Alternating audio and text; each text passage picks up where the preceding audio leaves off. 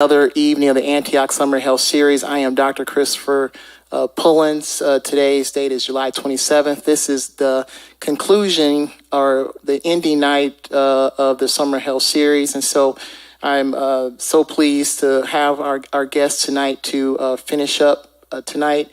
Dr. Allen is out of town tonight, so I am representing the Antioch Health Ministry here at Antioch. Hopefully you've enjoyed this. I'll have some shout out thank yous near the end of all the key players in making this summer, our 16th year, a success. And so before I do that and get into our topic tonight, I actually will ask that we bow our heads and go before the throne. God, we just thank you for this day. We thank you for your goodness. We thank you for your mercies, God. God, we're just so grateful, God, that you've given us this opportunity, God, to share information with those here and those far off on how to be a better stewards, God, of the temple that you have on loan for us, God. We thank you for all the speakers that have come forth. We thank you for their willingness, God, to participate and make this a successful event. We pray, even for our speakers tonight that are here, that you would open their understanding, God, have peace, God, during the presentation, God, and to give the best that you have for us to have tonight. And so we just thank you. We thank you for our leader, Dr. Logan, God. We pray for him, God, and his health. We pray for his wife, Sister Logan, God, that you would even bless her, God. We thank you for all our Antioch family, God, and those who have supported us closely down through the years. And we just thank you and praise you. In Jesus' name we pray. Amen. All right, so as I said, tonight is our final night for the Summer Health Series, and so we have an interesting topic. Some of the topics, since we've done it for 16 years, are topics that we have repeated or had a different speaker, which had a different spin, but this is definitely a topic that we've never talked about, so I'm really eager to hear what our presenters have to say tonight and present about, and that is on genealogy. And so in the last probably 10 or 12 years, there's been a lot of craze of people looking back into their ancestry and finding out, where did I come from? And in particular, African Americans, because of multiple things, multiple name changes throughout the years, the slave trade where names were changed. I mean, there's so many different things that make it hard for us versus somebody who came, let's say, was born in Nigeria or something that came over. It's much easier for them to follow their tree, ancestral tree, but for American-born blacks, it's a little bit more difficult. So I think that we'll get a lot of information about the topic. So I don't want to delay getting into the meat of the matter. So tonight I want to introduce Miss Marie Scott and her husband, Dr. Robert Scott. Just to talk about how small the world is, I was asking Dr. Allen, who was coming to speak last week. She said, oh, you should know her husband. And I was like, but who? I don't know who you're talking about. She said, well, he's a cardiologist at Mayo Clinic. And then when she said Scott, I said, oh, Dr. Robert Scott? I was like, yes, I know him very well. So it's a small world. So I definitely look forward to having our conversation tonight. So I really want to start off with just an introduction. And so I'm going to start off with Ms. Scott here tell us a little bit about yourself, the organization that you're involved with, and how did you get started in genealogy? So I am the president of the Black Family Genealogy and History Society here in the Valley. And my start in this path of genealogy started because my mother's eldest brother passed. He was a Catholic bishop out east, and he was going to research that branch of the family. Within months of his passing, my father was diagnosed with a terminal illness, and he was the eldest living sibling on his side of the family. So I said, people are leaving. We're going to lose that history. Who's going to do it? And I didn't really want to do it, but I felt compelled. And so I sought a course that taught me how to start down that path. And that was 24 years ago. So, so I've been plugging along, trying along ever since, and educating myself. There are conferences, there are, many sessions that you can attend that will teach you the proper process. And now with the introduction of DNA into that research, that adds another tool to your toolbox. And you have to know how to use it, and you have to be careful in using that, because that sometimes unveils things that may be, hurtful to others. So handling the information you find is a process too that you need to understand. I think you had a picture in your slide deck that had a Yes. picture of your grandfather, My maternal family. That 4 generations were in that photo. That was the uncle that I mentioned was a Catholic bishop. He was being ordained a priest, and that was right after the ordination, and that should have been 1950.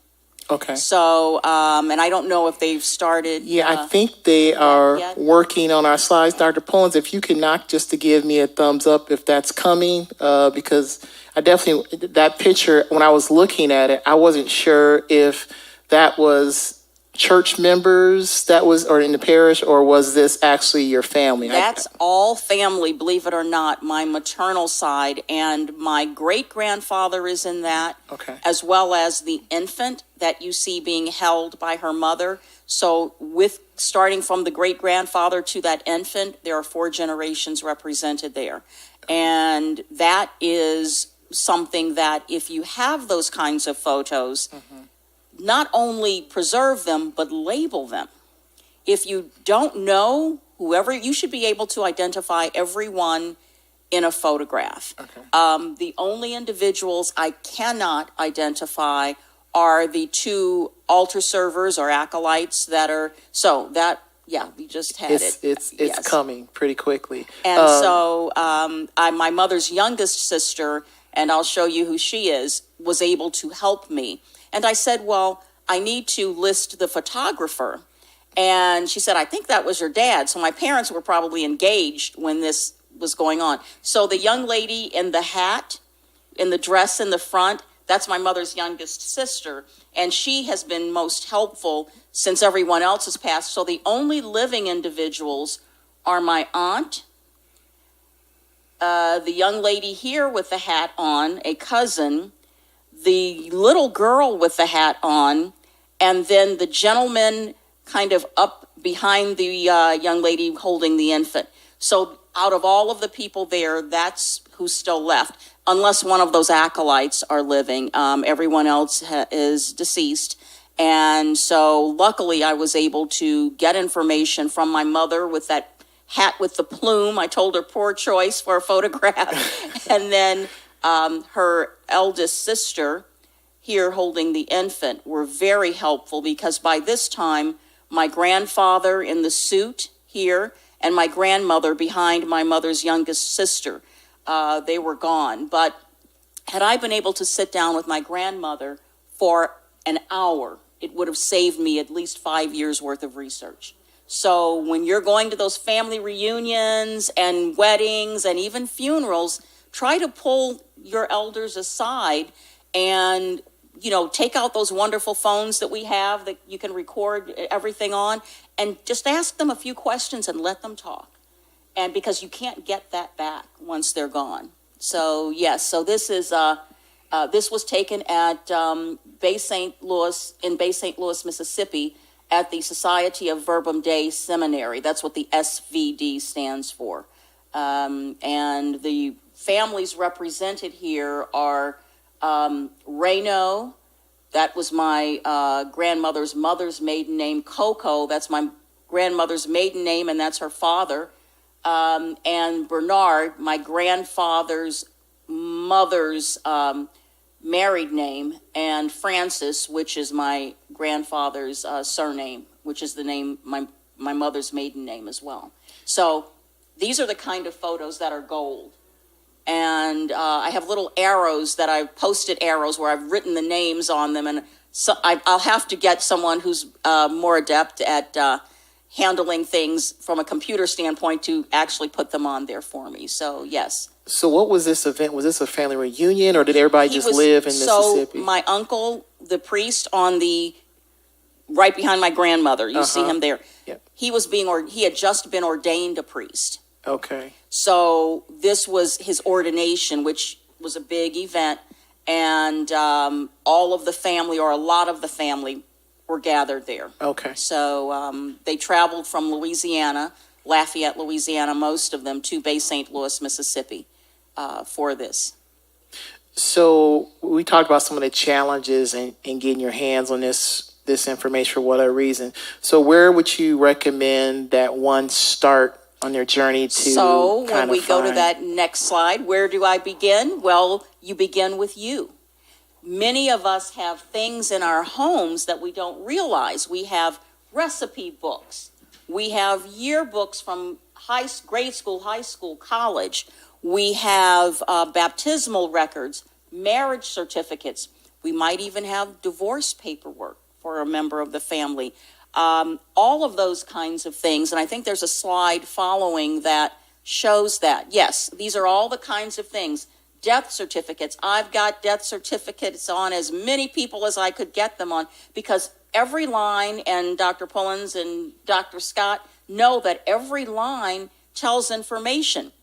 Look who the informant is on a death certificate. Look to see who signed it, who the medical professional was, or the coroner, or whoever signed that. It'll tell you where the funeral home that handled the body, it may tell you where the cemetery was that they're buried. So there's a treasure trove of information. It will tell the mother, the name of the mother and the father of the deceased, if that was known by the informant, date of birth, where the person died, if you get an actual copy of the death certificate. So many researchers, people doing genealogical research, will get certificates or copies that will not include the cause of death. And that's fine. I like to have that because I follow that health history that goes along with your family history, because Dr. Scott gave a presentation to a couple of genealogical societies about medical history is family history. HIPAA does not allow us to hold on to that necessarily and keep that, but if you have a copy of a death certificate, you can see the pattern, and it will help you and the current generation of family to adjust behavior, so that maybe you don't have the same comorbidities and things that are going on. So this report cards, a lot, if you belong to a fraternity or sorority, that information, church directories, phenomenal. As I mentioned, my maternal side is historically Catholic, so there are sacramental records I have. My dad's family, I believe, was Baptist, and I don't even know where to begin because there's no centralized place for keeping that. It usually falls to the secretary or someone within the church if there's a historian. But where does that all go when that person leaves? Is that kept somewhere? And that's something to think about. That should be part of the history of any organization or church, to record that information, to show that a person had a place in history. And that's important. And on the next slide,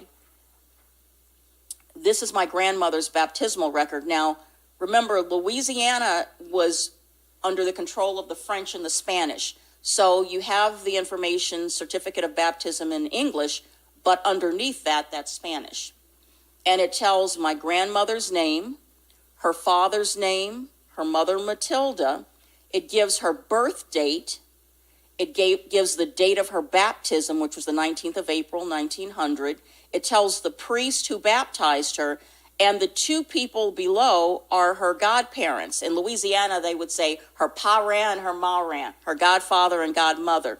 And Francis Coco is actually Shelby's brother, and Virginie Raynaud is Matilde's sister. So her aunt and uncle were her godparents. So that's the kind of information. If I did not know, right there, I have that information. It's a documentation that I can include when I present information on that. And the next slide should, this is an example of things that you don't think about.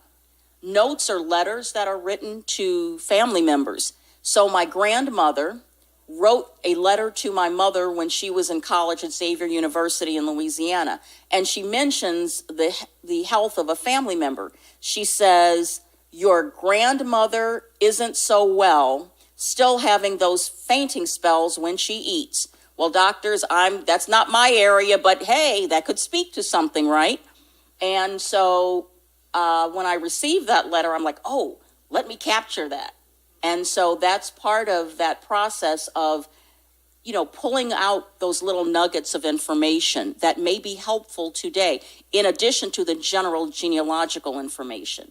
The next slide should go into one of the books. I have a lot of tools in my toolbox, so much so that my husband might move them to a storage facility soon. They have taken over. But Vital Records, I think the latest edition I have was the 7th edition, which may be the current edition, but it tells you where to go to get these vital records, right? And other information. So these are some of the tools that you have, and a research library should have it. I don't know about the public library, it depends where you live, but a research library would have a copy. The next slide.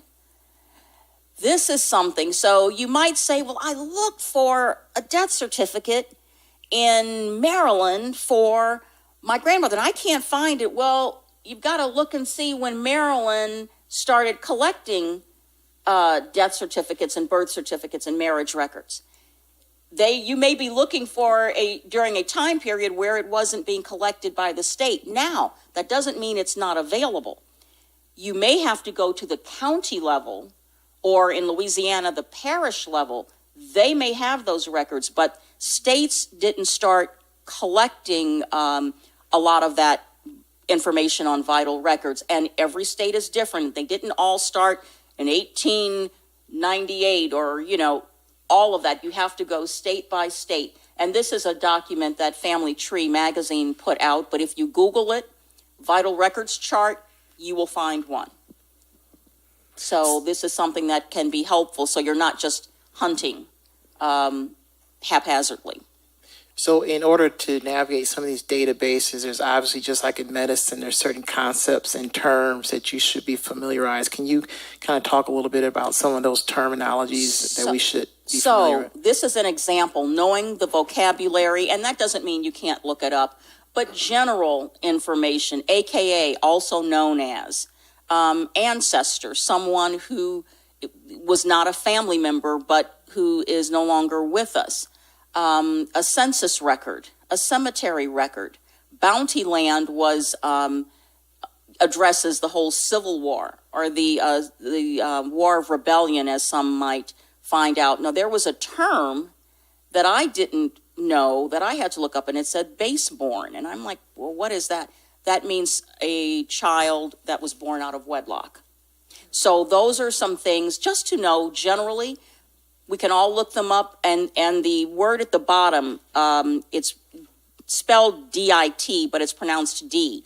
And that is another name that someone may have been called. Not a nickname, but a name that someone went by, and it may be to distinguish that person from another family with the same name. So, or someone else in the family with the same name. So that is it. Mulatto, it usually you will see that term more in Louisiana and in the South, but of mixed race. So, it gets into that whole concept. But these are the kinds of things to familiarize yourself with. And Anentophel, I'll explain that in a few slides as well. So we can go to the next slide. And here, Anentophel is a German word meaning ancestor table. And some of the documents that I will reference have a numbering system.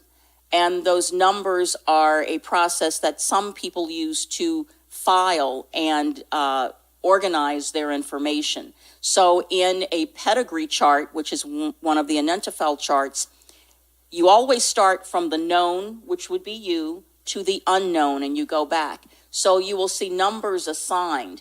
The first person would be you.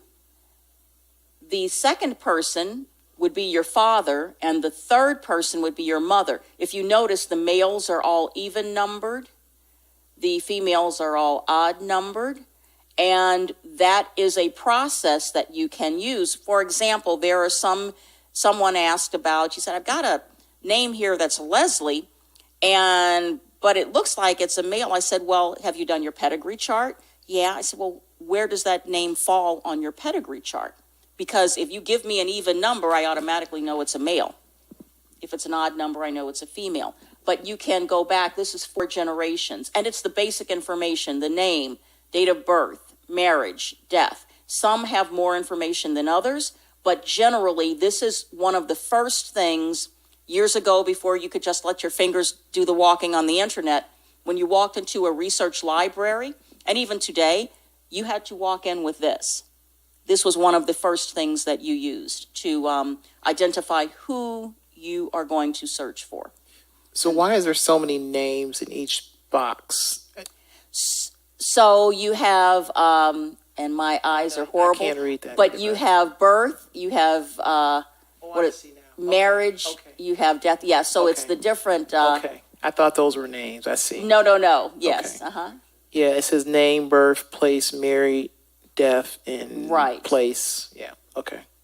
Got it. So, and if we go to the next slide, it's just a definition of what pedigree is, meaning, and it's a genealogical table that records the relationships of families by degrees, meaning parents, grandparents, great-grandparents, and so on, so forth. Here's one that's a little better. You can read that information a little better, and the blue lines, this document is actually fillable on the computer.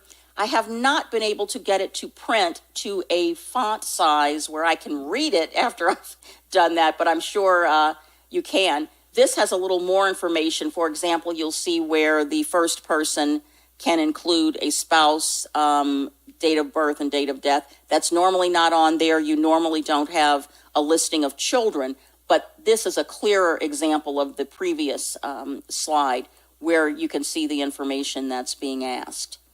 And if you're going from the left to the right, you are going towards the ancestors. If you're going from an ancestor down, for example, I would be a descendant of the gentleman I identified as my great-grandfather in that first photo.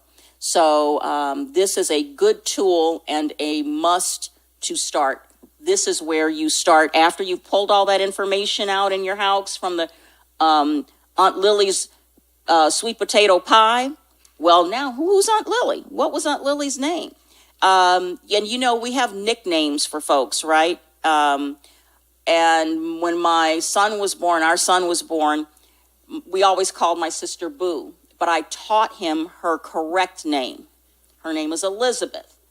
Beth for short, and we call her Aunt Boo. He knew my parents' names, full names. He knew our full names.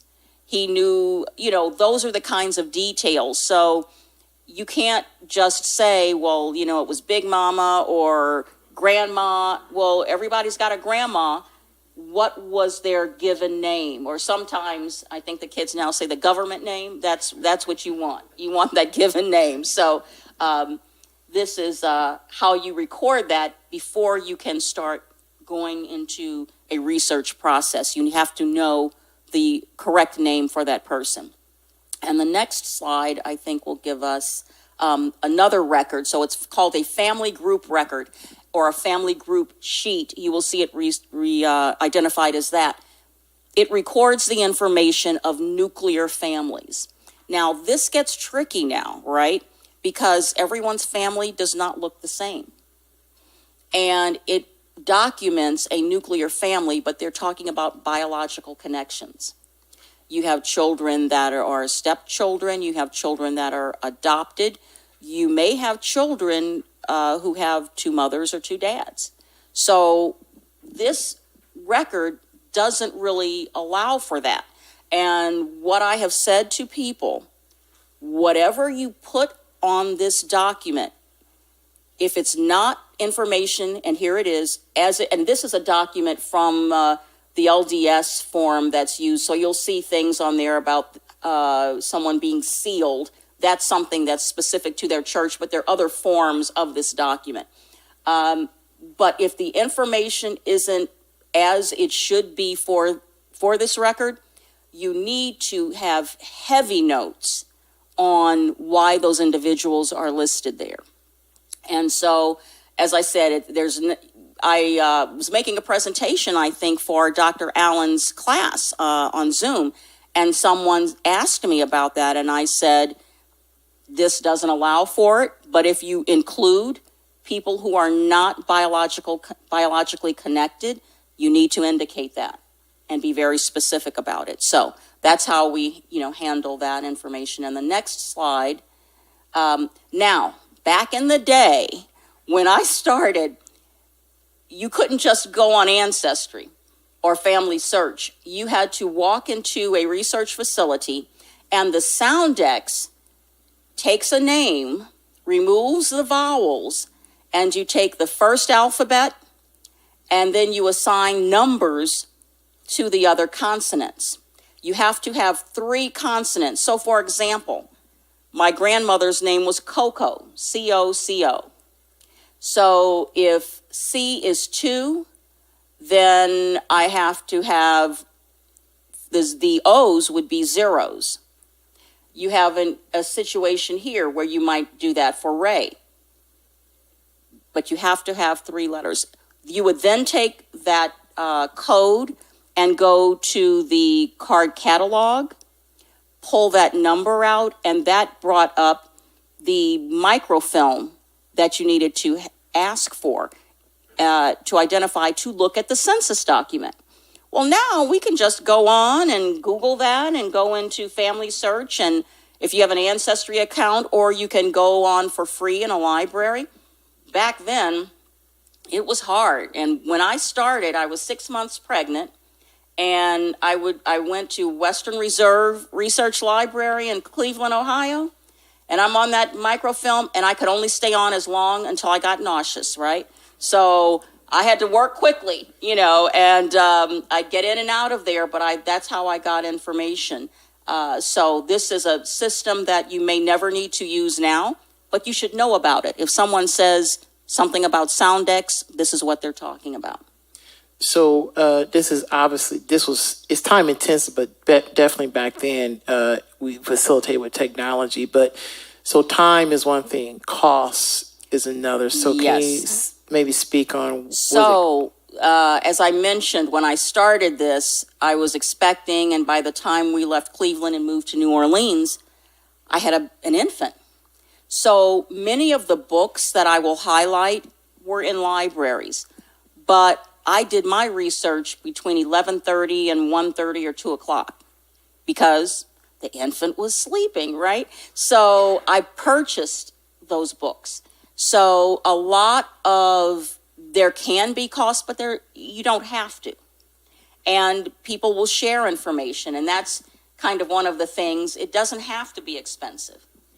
If you are near a research facility, and here in Arizona, you've got some fabulous facilities here, a state library, the state archives, you have LDS, the Mesa Temple Visitor Center, which is brand new. It's not even a year old yet. Fabulous research facility on the 2nd floor. Even if you're just starting out, I would go and take a look. They have equipment for you to scan, to make copies of slides, photographs. There are banks of computers, and there are people there who can help you. So that is a great facility. But yes, it doesn't have to be expensive. But when you start getting into purchasing books and purchasing software for archiving your information, going to conferences, it can get pricey, but you don't have to do all of that. So in the LDS church, I know they're big on genealogy. So what do they have access that we wouldn't find, like at the county or any other place? They have recorded information and archived documents from all over the world. And so because it's part of, and I'm stepping out of my area of knowledge, but part of their belief is that you have to know family so that after you die, you can meet up with them again. So that's why they trace that family history. And that's something they have to do as part of their faith. So they have all the tools and all of that information, and they have records on everyone. So census documents, if you go on Family Search, and we'll get to that in a little bit, that's free. They'll ask you to register. That's just so they can see who's using their database. But go on Family Search. It is a collaborative site, meaning if you start building a tree on there, someone else, your cousin may come in and go, that's not her name, and change it. But you may have the accurate name. When you go to something like Ancestry, you own that because you're paying for it, right? So no one else can change the information you put in there unless you give them access. So we'll get to that. I don't know if it's the next slide or not. Yeah, the DNA testing, that's the big Oh, thing. Right? yes. I've done my test. Well, I've got my family history. You think you do? No. And part of that is you need the document trail is the real piece of that. DNA helps you, but you need the document trail.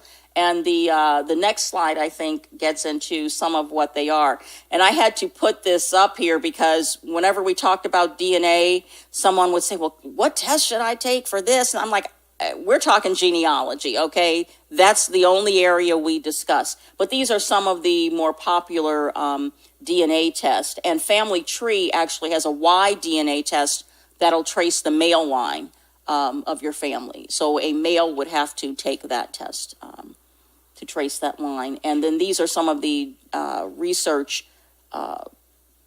facilities that you can go online to. Family Search is free. Free is always good, and they have a plethora of documentation and records and collections. Ancestry, you pay for that. I probably pay rent to Ancestry. Find My Past and My Heritage.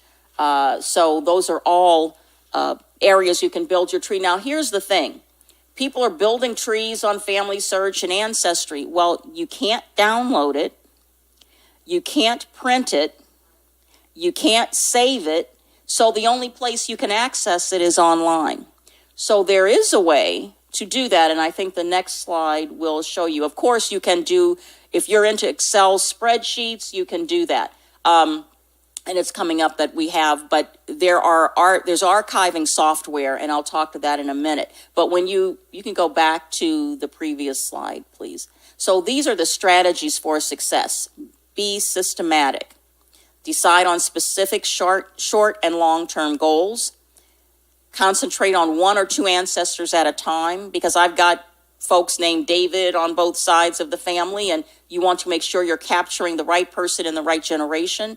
Research backwards in time. Remember I said you go from the known to the unknown? That's what I'm talking about there. Complete and use your Identifeld charts, your pedigree chart, your family group sheet. Get an organized filing system. It might be binders. You might have archiving software. You might do a spreadsheet, whatever it is. Keep it organized and plan your next steps. Be resourceful. First-hand accounts. Remember I said turn that phone on and just let someone talk and speak to it? That would be first-hand. Vital records are gold.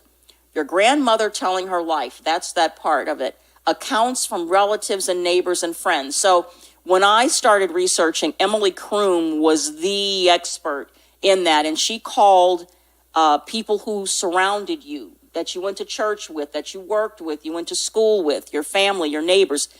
She called those clusters.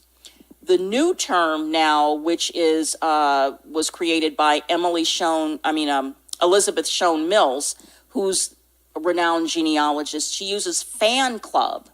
And FAN is an acronym for Family, Associates, and Neighbors, or Family and Friends, Associates, Acquaintances, and Neighbors. The people who live around you and with whom you surround yourself. Church and organizations. So these are the resources you can use and approach from different angles. I was talking to my son and I asked him a question, and then so I asked it a different way. He goes, Mom, you're not a lawyer. So, I know what you're saying, but this is the answer I'm giving you now. So, but approach from different angles. Record as much information as possible. Work generations in order, known to the unknown, and then evaluate what you get and you gather. And the next slide, I'm not sure, I can't remember. Oh, this is just my binders of some of the family names that I have. And this is archiving software. Now, I use Family Tree Maker, and you can sync it with Ancestry. It's you purchase that. Roots Magic, the same thing. I started with Family Tree Maker because Roots Magic, when the syncing process started, they did not do that, but I've been using Family Tree Maker long before that whole syncing process began. And then there was something called Legacy 9. I really have never met anyone who uses it. It's an older archiving software, but this is something that's on your computer. You can save it, you can tweak it as you want, and no one can access that but you or someone that you may give control to. It is owner controlled. The next slide speaks to the fact that you can do a lot from your computer, but sometimes you might have to get out of that comfort zone. Military, look at the draft cards, the service record, pensions, military pensions, the National Cemetery records, soldiers' homes, land records. The Bureau of Land Mines has phenomenal information. Deeds, homestead documents, leases and mortgages, because they tell who's on there. The church records, your membership, baptism, in the Catholic Church, confirmation, denominational archives, the pastor's personal records. Pastor, if you've got that, people may be in some of those records. So those are the kinds of things that are where information on your family may be housed. And then the next slide speaks to, now these are great areas. Freedmen's Bureau records. The Freedmen's Bureau was established by Abraham Lincoln in March of 1865, and he appointed Oliver Otis Howard. Howard University is named after Oliver Otis Howard. He was in the military, and it was set up to basically provide for not just slaves. So the full name is the Freedmen's Bureau of Freedmen's, Refugees, and Lands. And these are the things that they were set up to do: provide shelter, clothing, medical service, monitor contracts between the newly freed laborers and employers. So the formerly enslaved people now were laborers, right? But who was monitoring that working relationship? That's who was. And then you had Freedman's Savings and Trust, which was more of that financial bank. The last director of the Freedman's Savings and Trust was, I'm having a senior moment now. I'll come back to that. But it did not last long. So the Freedmen's Bureau was from 1865 until 1872, but by 1868 it had fallen apart. Frederick Douglass was the last director of this, but by the time it was given to him to run, it was pretty much a corpse, and those were his words. It had fallen apart, right? So, but well-intentioned. And then the month after Lincoln appointed Oliver Otis Howard, he was assassinated in April. So, very timely events happened there. So it was great that he did that. And the next president who came in tried to do away with it, but luckily Congress voted, and they were able to override his veto.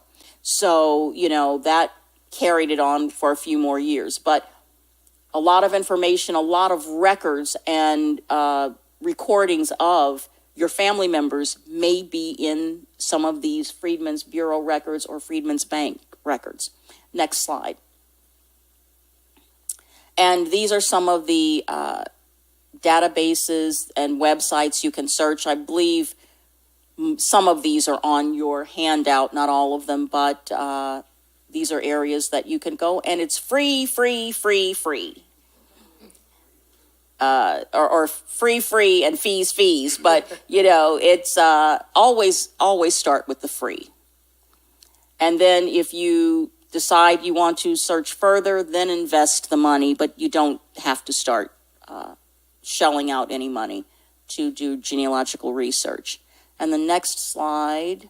So this is on the top of my computer. It's a skin that's on the top, and it reminds me of all the things I need to follow. Every time I go to my computer, I see this.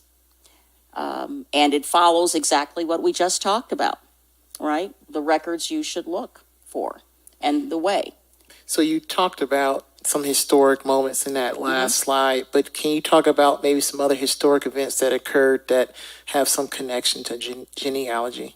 Well, and depending on where and how you're researching. So for example, you look at, and the next slide may have something, okay, let's speak to this. So you've got to know the history and the law. So that was the first instructor I had.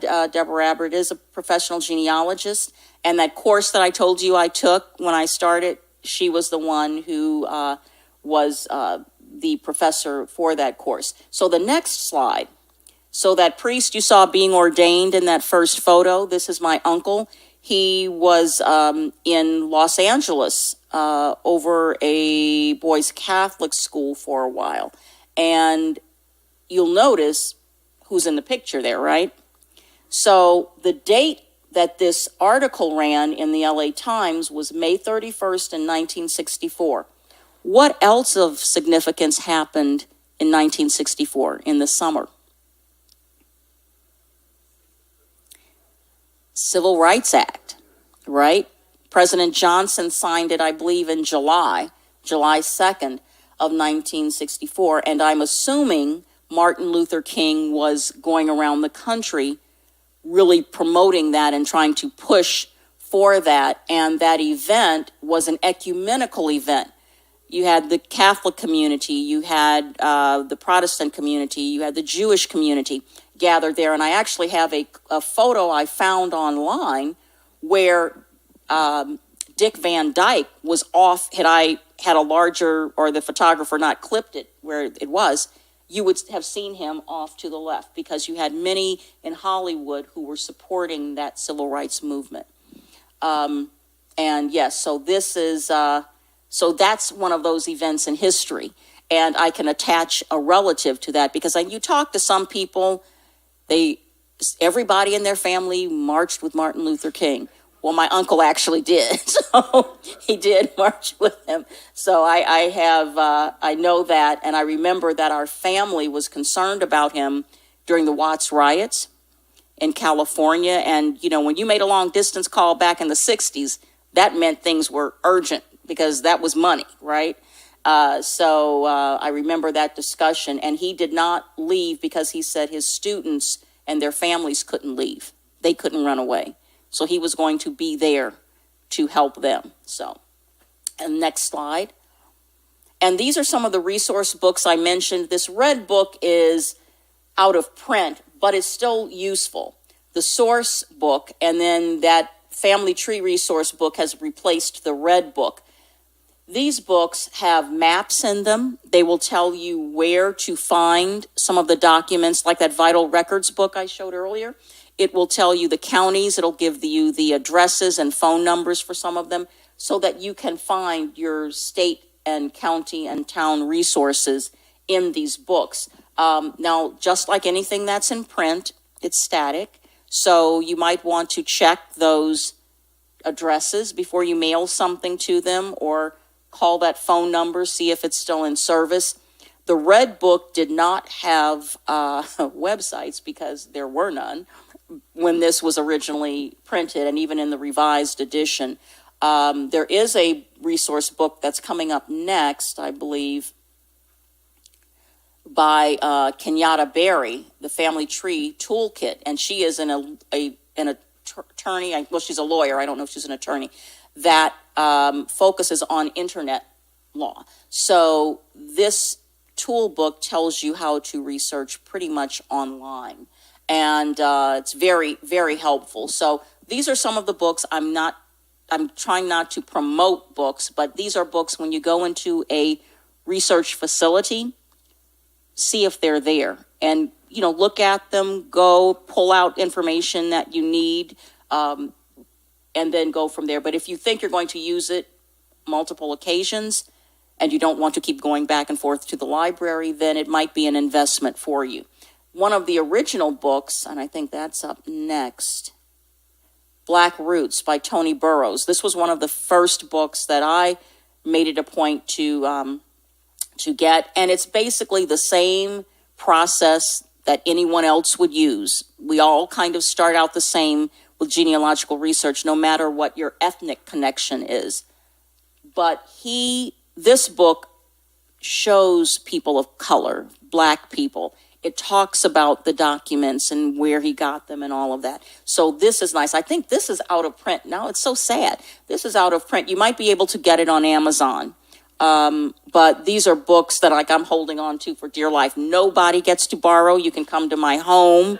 Even during COVID, I'll wipe everything down if you want, but it's not leaving the house. So these are some of the books that I have. Yes. So with Ancestry DNA and different things, I've had people either in family or friends who they get into the ancestry information and all of a sudden they have a match with someone. They don't know who they are, the last name. And so I remember in particular that there was someone on my wife's side, or somebody was reaching out to her because there was some type of match and she didn't know who the name was. And she asked a family member, I won't name it, who it was, an older family member. Mm-hmm. And she said, hey, this lady's calling me.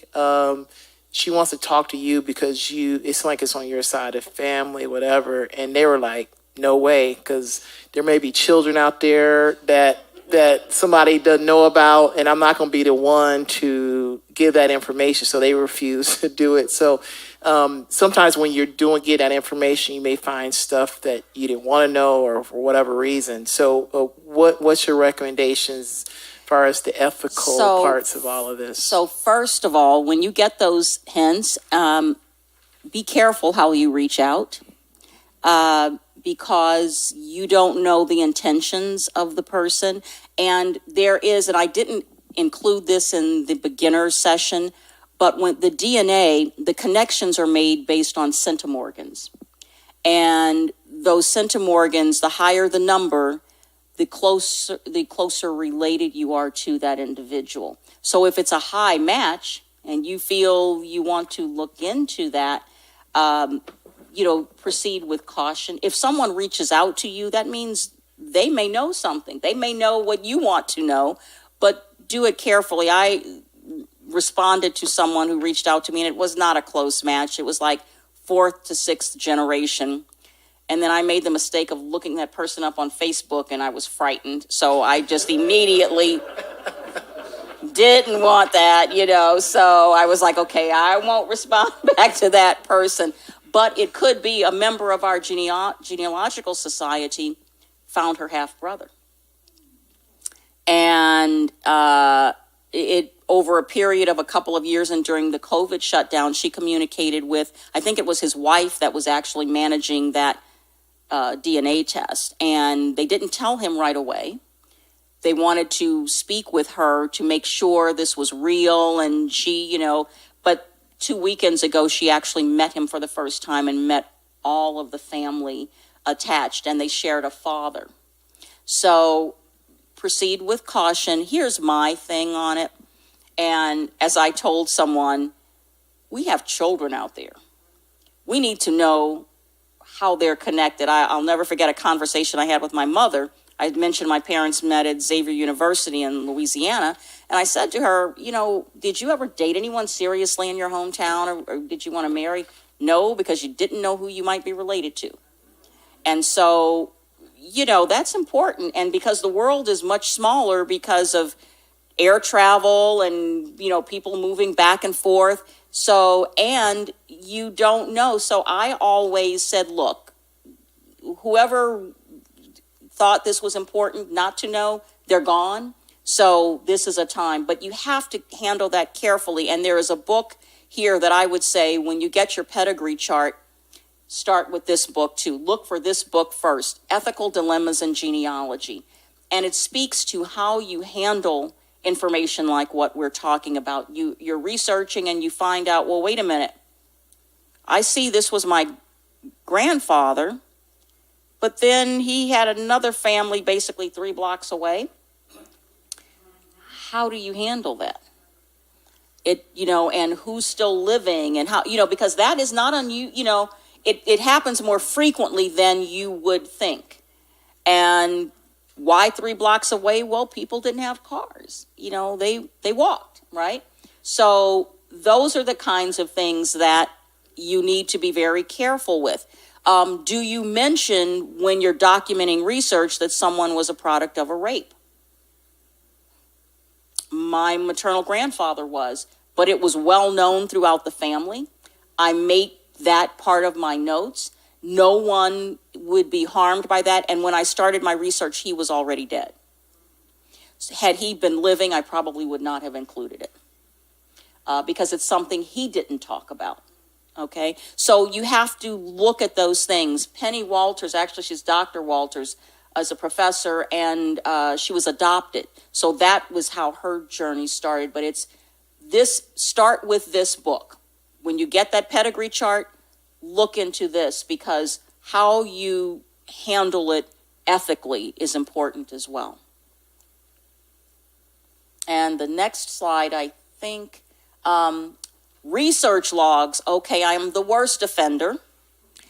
Documenting, citing your sources. I am going back and going over work where I didn't cite sources, or if a lot of it started out being oral history, and then I got a document, I did not go in and cite the document that I found. Important. Start out or sort out what has and has not been found so that you're not researching for the same document 5 times. Organize and correlate copies of documents. Weigh evidence to make better conclusions and better lineage links. Show your research strategies and questions. Always have a research question. So before you step into the research library, why are you going in there? Well, I'm looking for my grandmother's mother. Okay. Have the names that you know, have dates of birth, dates of death, any information, you have that. And as you go through that, you'll show that the research strategies and questions, and then you'll reduce unwanted duplication of effort. But the next slide, I think, shows this is an example of a research log. It was totally useless to me because it didn't give enough space and room to write anything. But if you take the information on the headings, you can use notebook paper, a legal pad.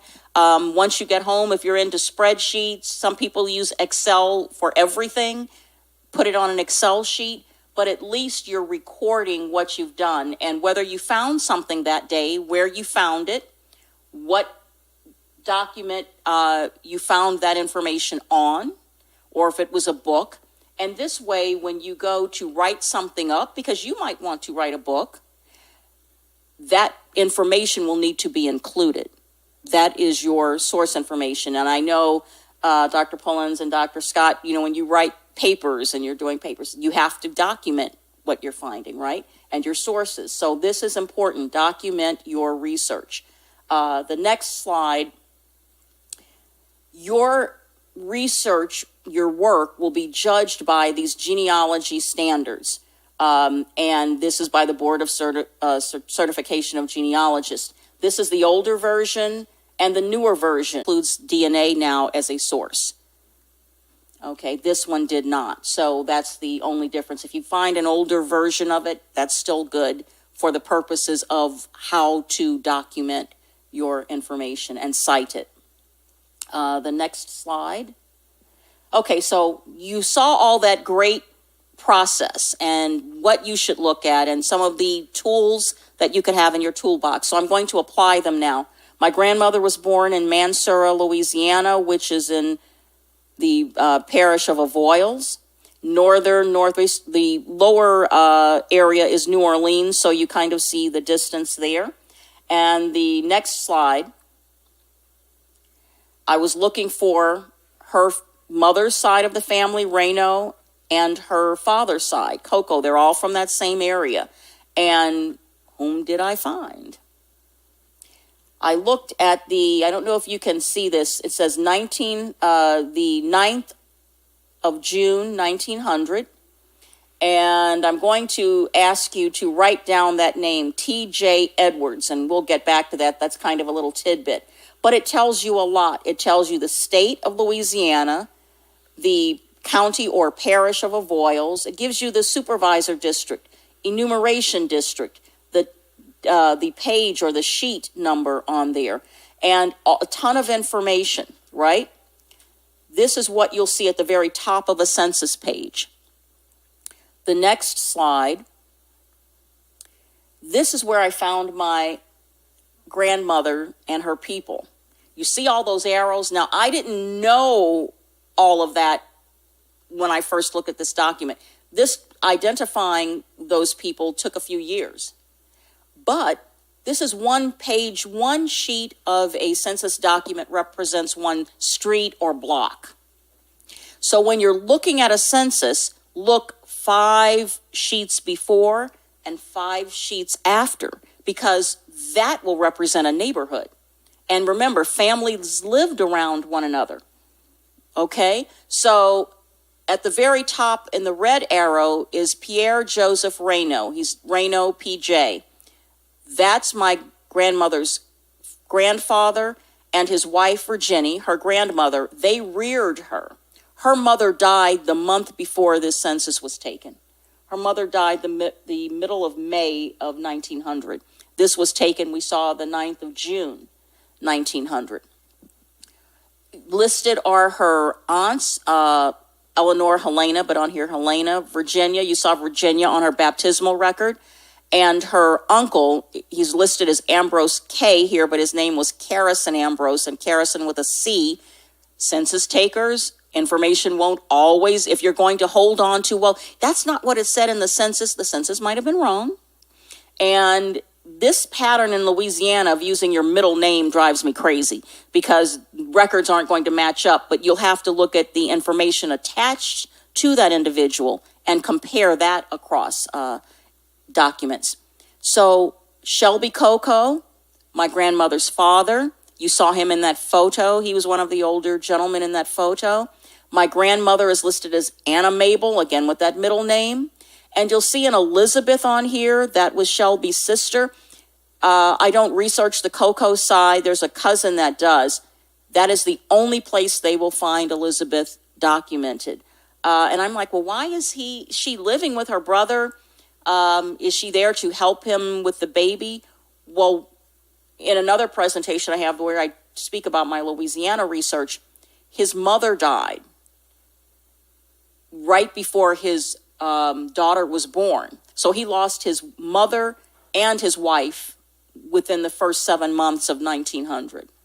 So the older siblings split up the younger siblings, and that's how they took care of them.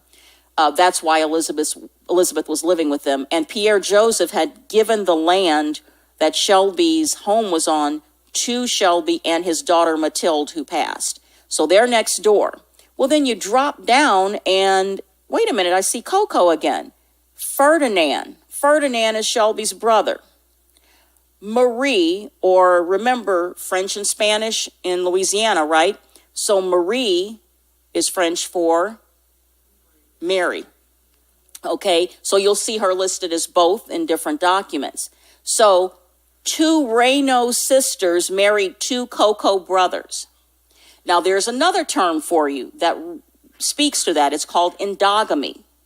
And no, it doesn't always mean you're marrying your cousin. What it means is you're marrying someone within your village.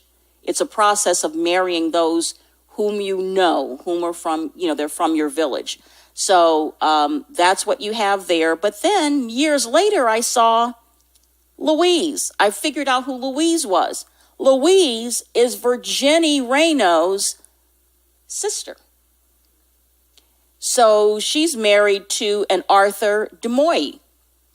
So you've got a whole ton of family, as I say, on one page. So don't just look for that one person who you've identified. Look at that. And over the years, other names will be revealed to you. Okay? So don't throw anything away. That's why your house will soon look like mine. Okay. So next slide. Now, we're going to get to this part, and I'll let Dr. Scott speak to this because this is his grandfather. And Thomas F. Scott Jr. How many Thomas F. Scott Jr.'s are there? There's at least 4. We can't figure that one out. But you want to go ahead and next slide, please. Mm-hmm. Yeah, I grew up in Omaha, Nebraska. My father grew up in Omaha, Nebraska. Really? We got to talk afterwards. Okay.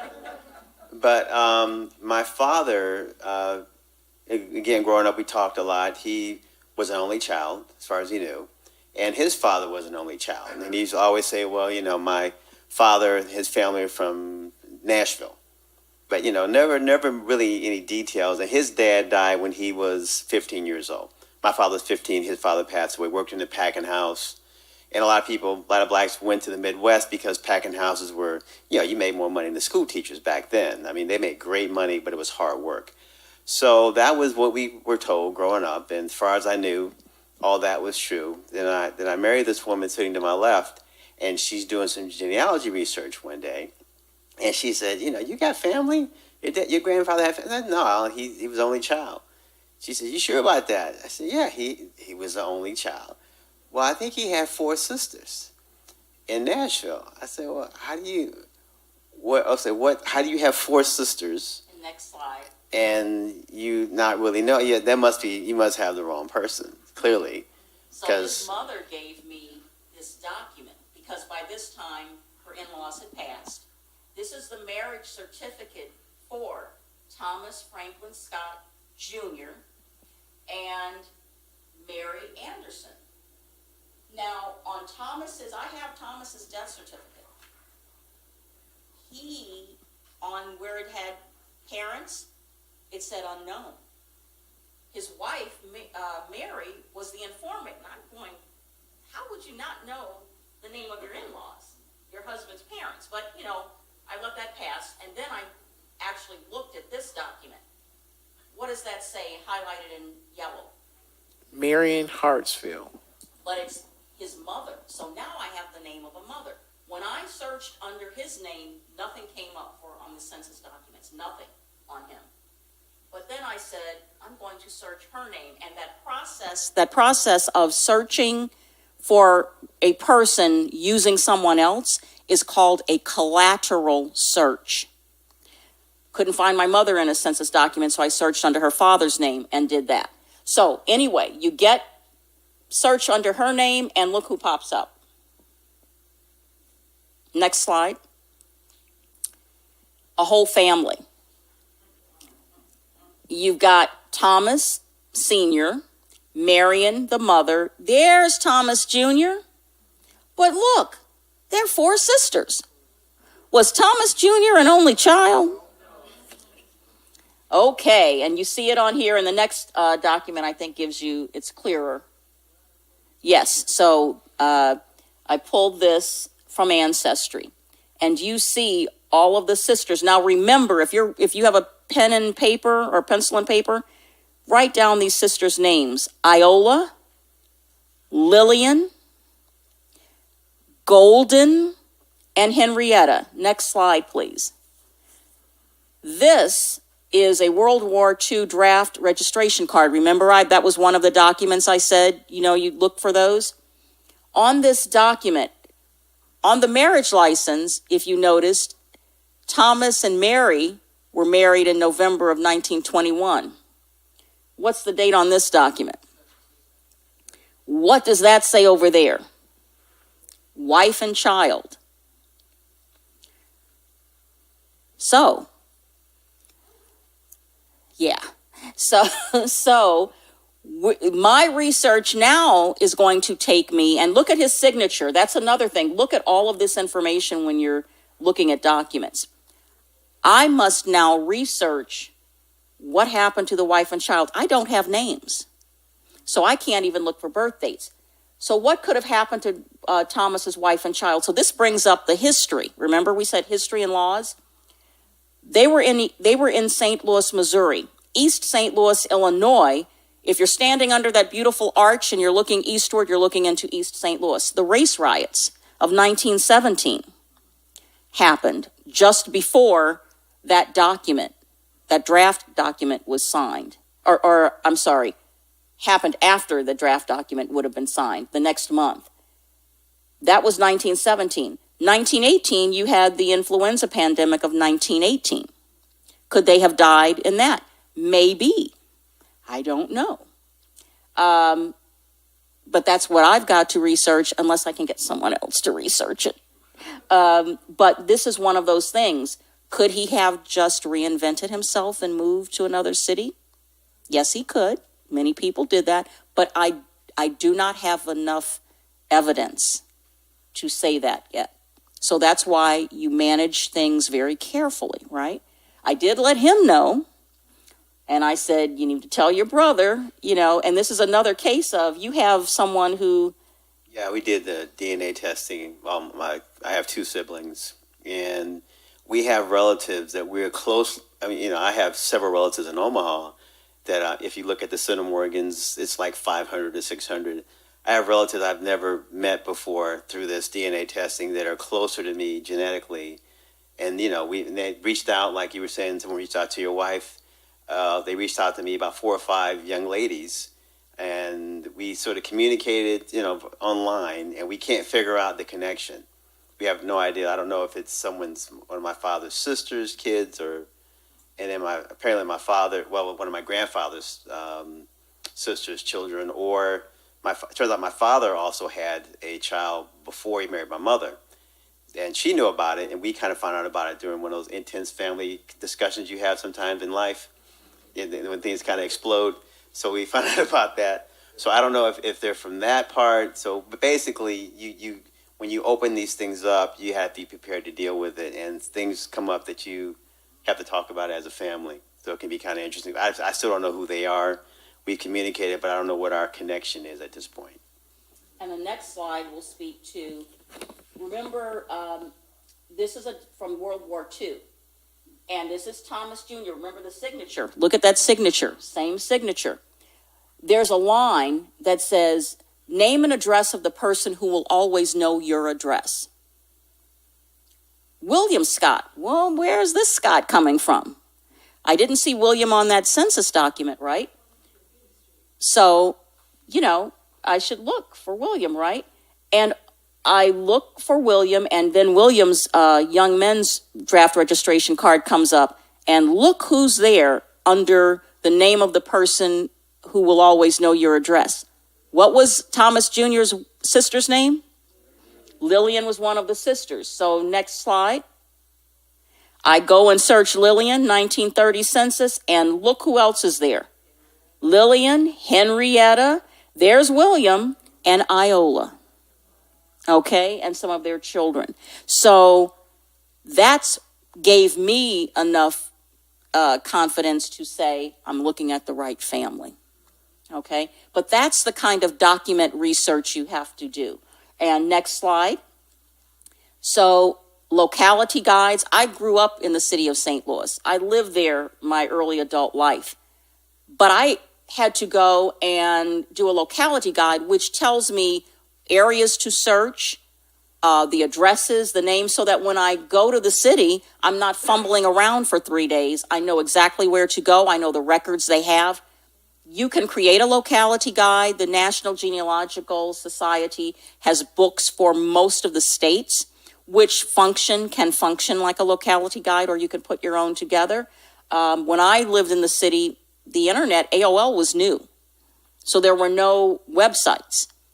I put one together for websites. So that's the process that I will use. And some of the libraries moved. Vital records for the city was under the health department in a building that's no longer there, and now it's under a different department. So those are the things that you need to make sure you're going to the right places. Next slide. So wrapping this up, Dr. Pullins, remember to be patient. Remember that your family members belong to others too. Genealogical research is a marathon, not a sprint. And have fun. You know, it's important to have fun. And the last slide, this is our son Dominic, and Dominic attended Xavier University, like, well, actually everyone in my family but me.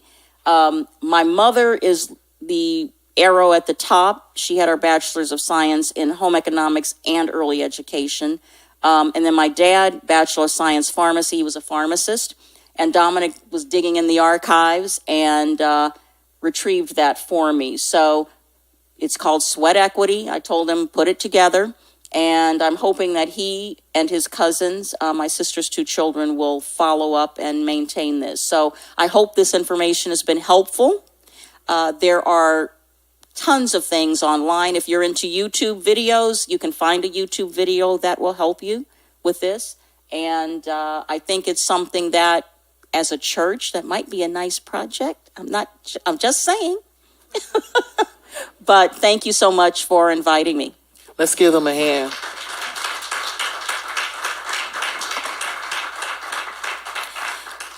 So as always, at this point, we want to definitely open up the floor to questions that you may have that came up during the conversation. And once we start with us here, I'll also ask if anyone online, if you have questions, please put them in the chat and we will try to answer them expeditiously. So anyone here that has a question for our guests? I have one in the back, please. Great presentation. Thank you for all the information. I had a question about Native American parts of your family. How do you go about finding that part? Because it seems like that's the hardest part.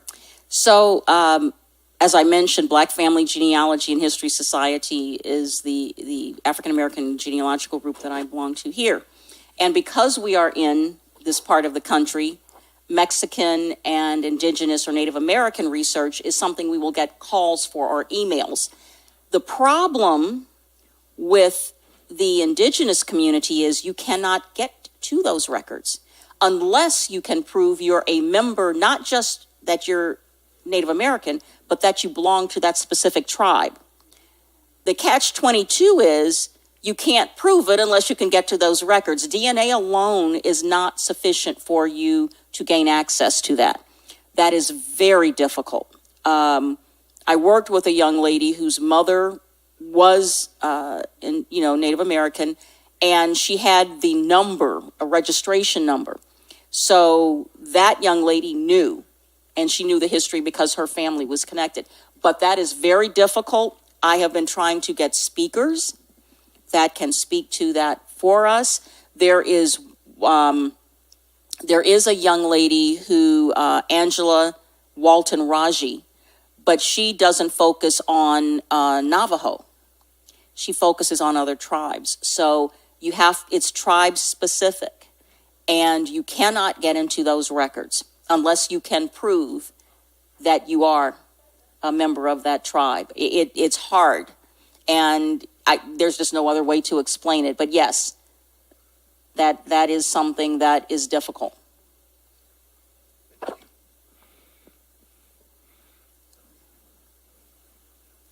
Hi, I am on Ancestry, and I found a lot of information on my mom, but I'm hitting sort of a dead end trying to find information on my dad. And I got as far back as my grandfather, and I think my great-grandfather and my great-grandmother. I got back as that far, and I saw the census record of my father's siblings. But that's like, I hit a dead end, and one of the family members that is still alive, she refused to talk about the family. So I don't know what's going on there, but I don't know how to go about digging deeper to find out more about my dad's family. So, what are the dates that you were finding? Where the dates where you found members of your family? Ooh, I wish I Were they after 1900 or before? Well, if your grandparents, that would probably be before 1900, so 1800s. Uh-huh. Okay, so 1870 is that wall, because remember, 1870 is the first census after the end of slavery. Okay, on my maternal side, you had many free people of color, which is what the term is that was used, so they were in the census. If you're not finding folks in the census, more than likely, as on my paternal side, they were enslaved. So to find enslaved members of the family, you got to look for the enslaver. Because how were the enslaved listed? As property. So you've got to research somebody else's property records. And you may or may not find a name. You may find male, 12. You might find markings.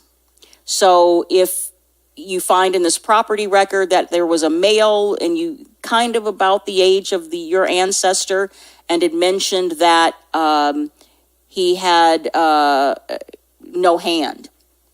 And then you find out, and then you might have known, well, yeah, my great-grandfather didn't have a hand. More than likely, that was your great-grandfather. Or it may indicate how he lost his hand if he lost it during that time period that he was enslaved. So it is tricky. It is possible, but land records are a big resource. And that is something, on my maternal side, someone was looking through documents because her ancestor was married to my ancestor, and these were both Caucasian. She sent me a record from a succession. In Louisiana, probate is succession. And in that succession document was all about their divorce. I mean, it was ugly. I don't need to watch soap operas. This was ugly, okay? And so, but divorce information in a property document, right? Why do you think that was? It's about money. And it's about dividing property and land, which is money. So all of those things can lead you into that. But that living person, just kind of, you remember I said ask things in a different way? Go around and see how because when I would do something directly, why is she digging up that mess? I didn't know there was mess to dig up, first of all. But then when I asked something different and asked about the life or whatever, then I would get those little nuggets, which allowed me to follow the breadcrumbs that allowed me to follow the trail. So you just have to get creative and look on Family Search as well. Okay? You're welcome. Before we go, is there any online questions?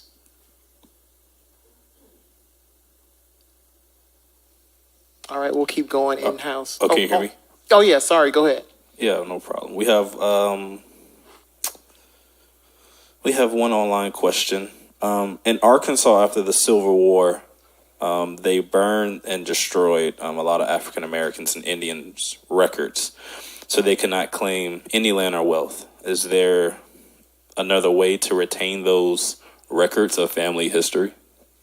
So, and I have to research in Lee County, Arkansas. So that's my paternal side, and that's the side that I now have to really start navigating. Remember I said church records, organization records, because I found out the church my grandfather was baptized in from his obituary. He died when I was in college, but I never had a copy of his obituary. A cousin in Buffalo sent me a screenshot of it. So now I'm trying to research that church. I can't find it now, but I'm sure that church is in state records of some sort. And that's what I will research. Genealogical societies in the area that you're researching may have information, because many of those societies published newsletters or books or magazines, and they may have information on that. But depending on areas that you're researching, yes, documents were burned and destroyed. and recreating that. If you know, look for the individuals who owned large amounts of land. Because my maiden name is Boykin, and Boykin came from the Carolinas. I mean, that name, you'll see that. And many came from North Carolina to Arkansas. So I will look for the large landholders. And they probably had a lot of enslaved people on their plantations or working for them. So that's the kind of thing that how you will be able to research individuals where the documentation may be, slim or not there at all. And that's the kind of work you might have to put in. You may find something, you may not. Researching my dad's side of the family, I go back to it over the years, whereas I could find things on my mother. I'm not finding it. And everyone leaves Arkansas. Okay? So there was no one still in Arkansas. The other documents that you can look for, one of my grandfather's brothers, he had two. I knew one died as an infant.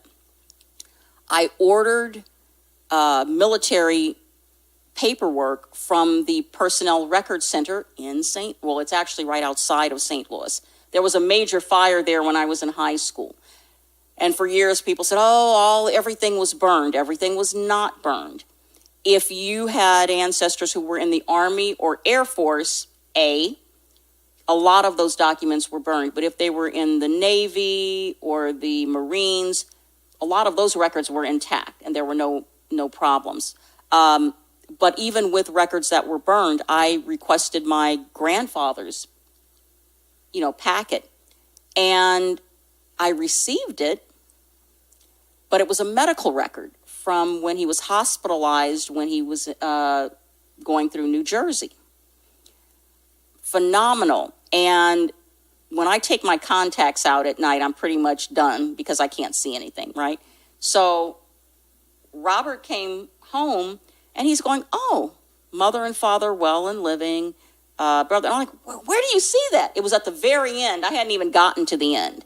And so one of the brothers I was still looking for was dead.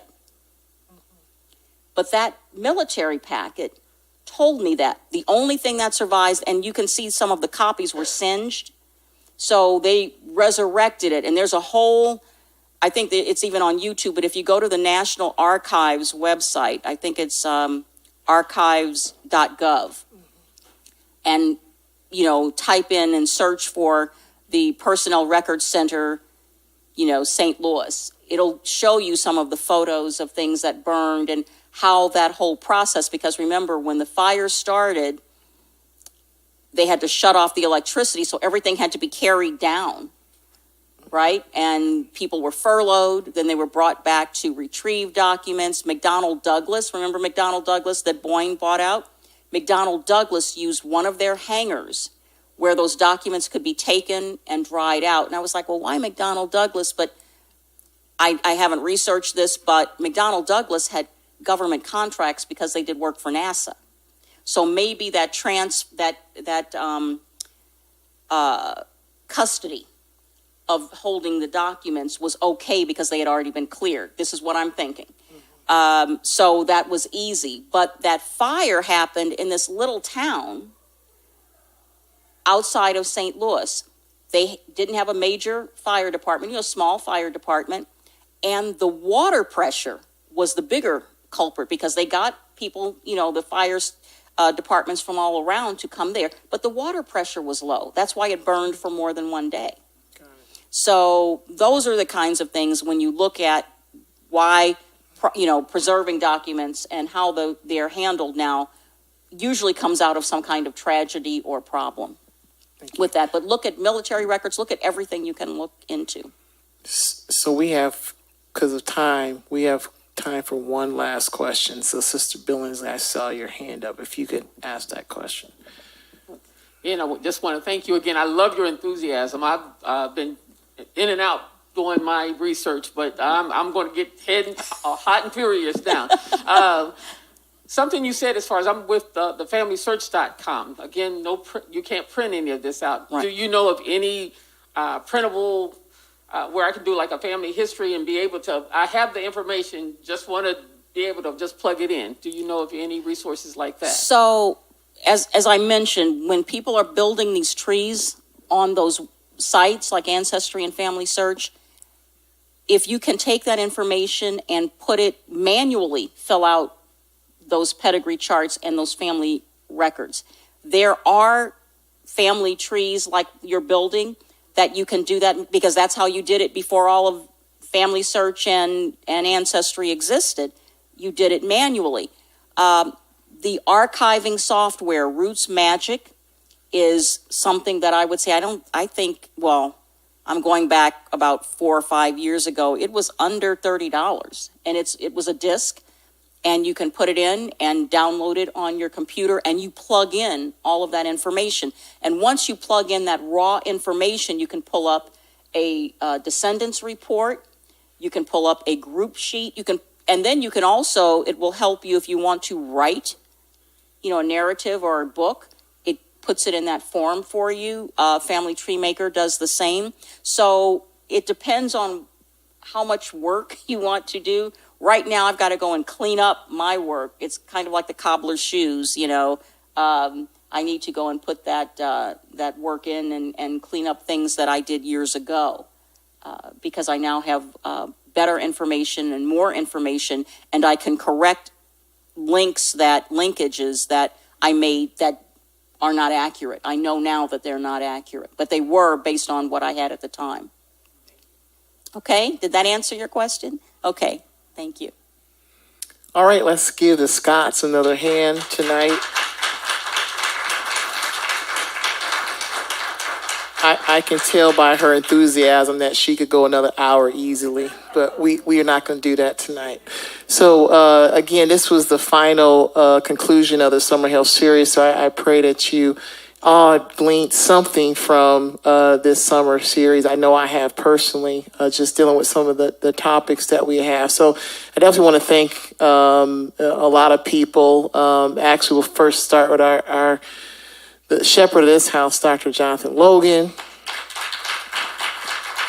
I remember the first time he asked me to do this. This was, I think, about 2005. He asked me, he said, "Hey, Doc, why don't you take over a Bible study and do a Summer Health Series?" And at that point, he asked me to do June, July, and August. When this first started, we had 3 months.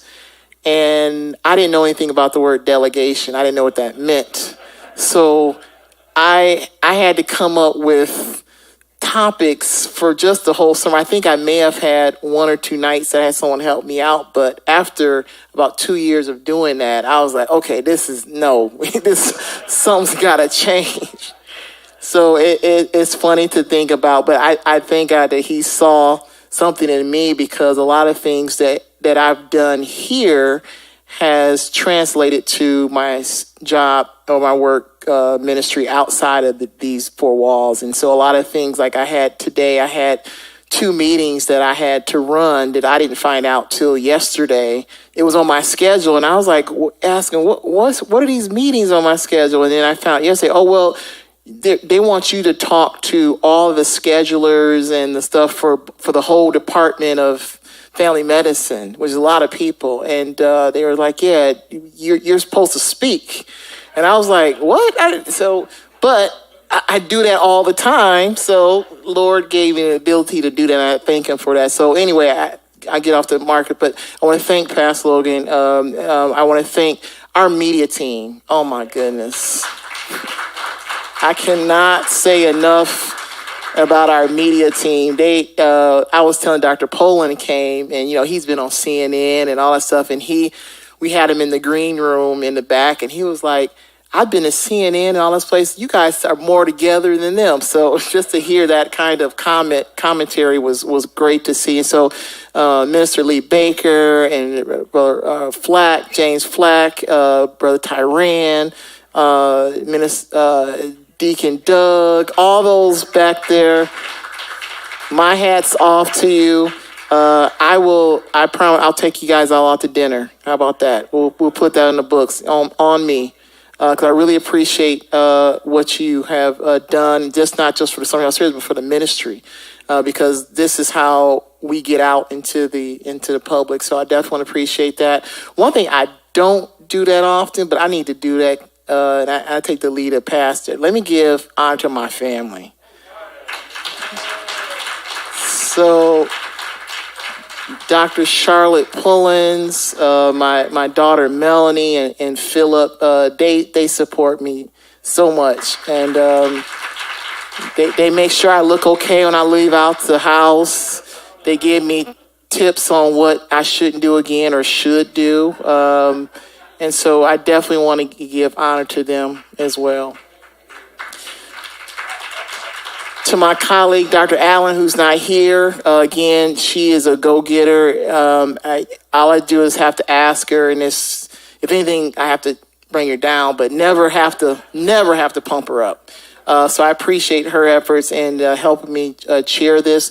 We do have a parting gift. I'll give it to you after we finish tonight. Just a thank you, appreciation for coming out tonight.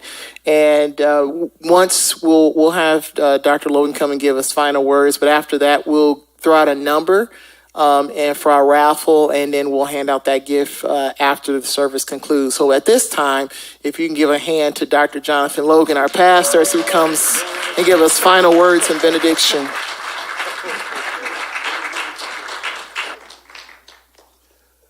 Let's give the panel a hand. Wow. I don't think we realize how the Summer Health Series has blessed so many people. When I travel throughout the community, I'm hearing people say, I'm watching the Summer Health Series. And this was something that the Lord put on our heart. He's given us some wonderful professionals to work with, and they've done a tremendous job. They've far exceeded my expectations. And they are so professional, so knowledgeable, so committed to their craft, and I so appreciate that. We're so grateful this evening to have the Scots with us. Thank you for whetting our appetite for genealogy again. And that's something that I'm the record keeper for my family. When we have family reunions, I'm the one that tell everyone how they are related.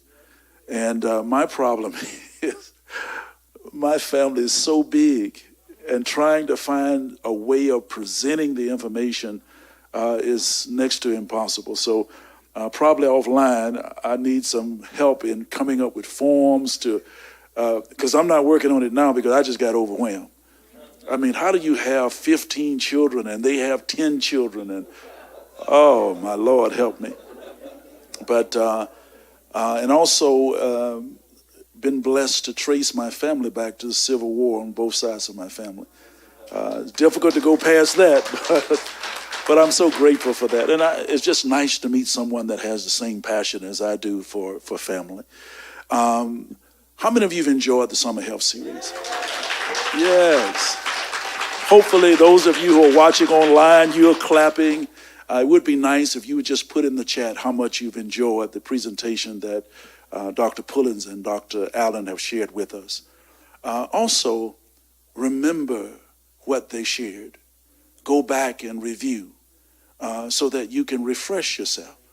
Something that Dr. Pullins said in the very beginning, he stressed being health literate.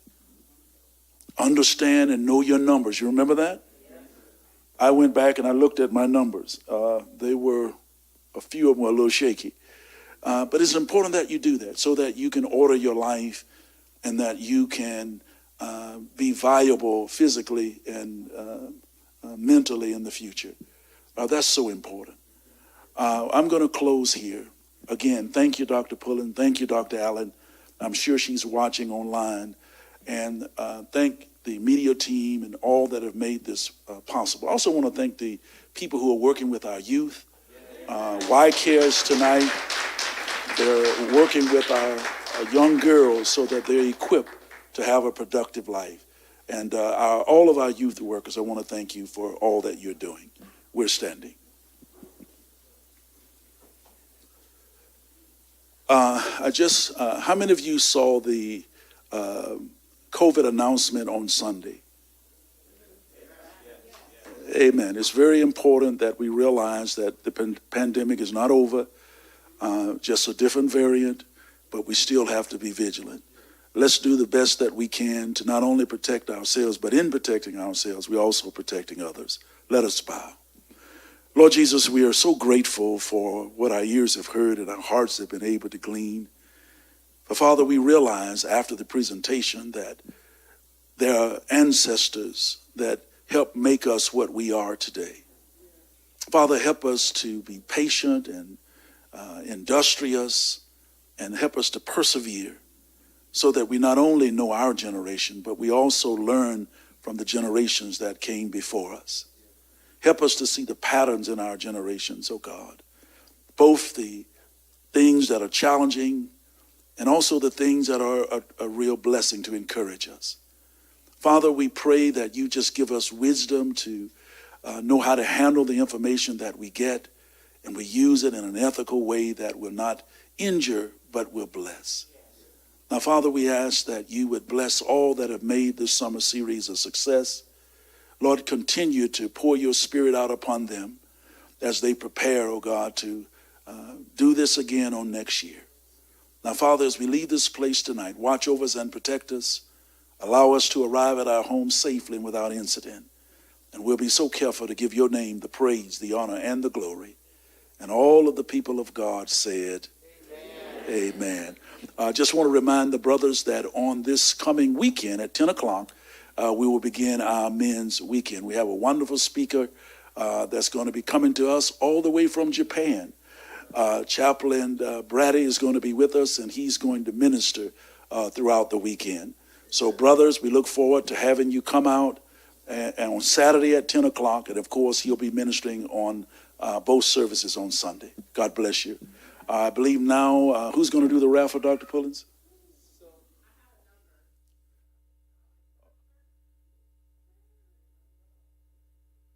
Number 13.